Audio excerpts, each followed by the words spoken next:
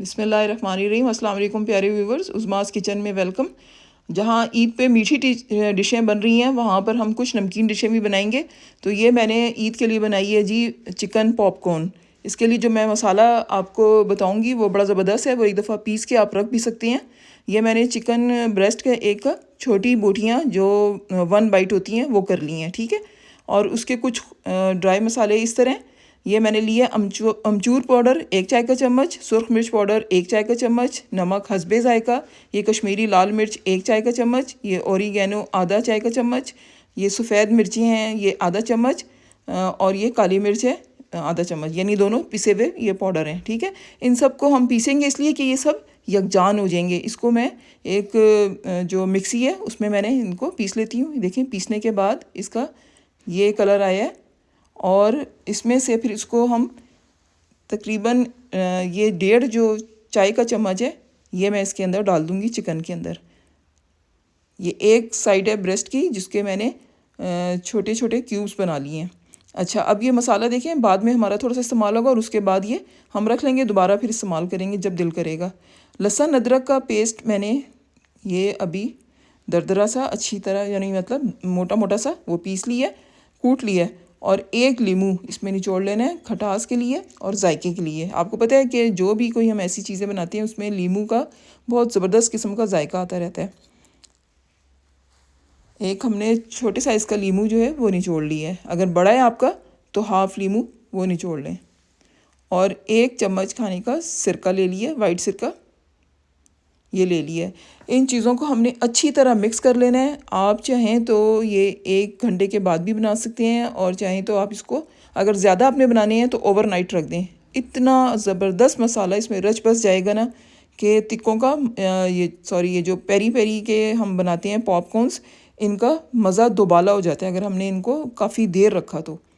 अभी क्योंकि टाइम हमारे पास इतना नहीं है तो हमने कहा चलें हम इसको घंटे के बाद ही बना लेंगे। अब हमने लेना है अच्छा सारा मैदा, ठीक है। मैदा जो होता है वो हमने ले लेना है अच्छा सारा। उसमें मैंने आधा चम्मच चाय का नमक का मिला दिया है, सिर्फ नमक मिलाना है और कुछ भी नहीं, क्योंकि हमने काफ़ी मसाला इसके अंदर भी डाला हुआ है और कुछ मसाला हम बाद में भी इसके अंदर यूज़ करेंगे।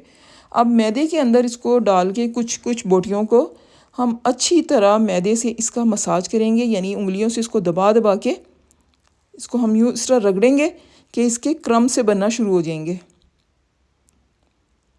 ये देखिए इसको अच्छी तरह हमने मैदे में रगड़ना है,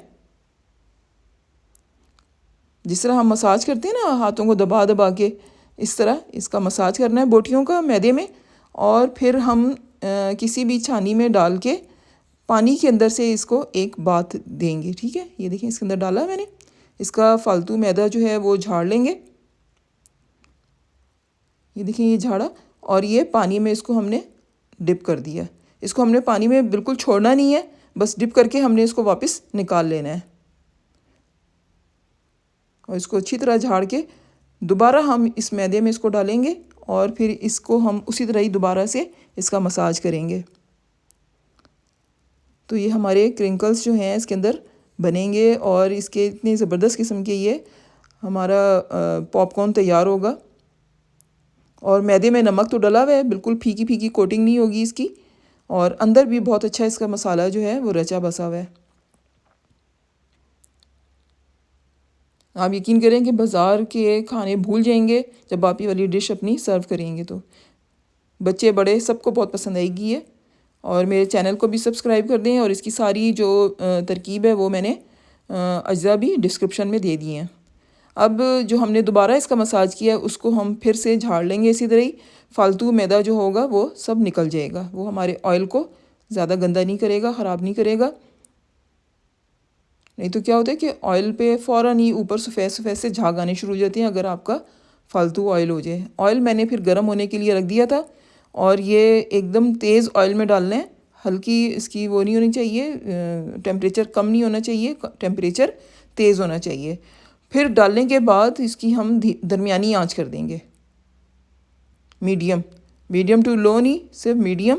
और फिर हम इसको एक साइड को 2-3 मिनट पकाएंगे, और फिर इसकी हम साइड को चेंज करेंगे, यानी फिर हम इसके अंदर अपना चम्मच हिलाएंगे। अगर हमने फ़ौरन ही हिलाया तो हमारी कोटिंग जो है वो ख़राब हो जाएगी। अब जब तक इसका गोल्डन कलर नहीं आता, या जो आपका डिज़ायर है डार्क कलर लेना चाहते हैं या लाइट गोल्डन रखना चाहते हैं, क्योंकि पक तो ये गया है, तो उसके आने तक इसको हम इसी तरह फ्राई करेंगे और फिर अच्छी तरह झटक के इसको हम बाहर निकाल लेंगे।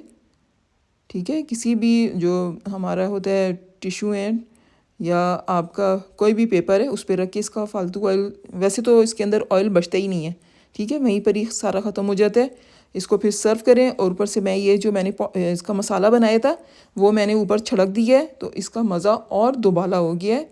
बहुत ही टेस्टी मसाला ये बना है, कुछ ये पेरी पेरी मसाले से मिलता जुलता है, तो टेस्ट बिल्कुल वही आएगा। आप इसको लाजमी बना के रखें और जब दिल करे इंस्टेंट आपका मसाला तैयार है। ये बस आपने लहसुन अदरक का पेस्ट मिलाना है या लहसुन अदरक का पाउडर मिला लें, चाहें तो अनियन पाउडर भी मिला सकते हैं। ये देखिए, मैं ये तोड़ के आपको दिखाती हूँ कि ये देखें कितना ज़बरदस्त किस्म का ये अंदर से गला है और ऊपर से सख्त कोटिंग है और अंदर से नरम है।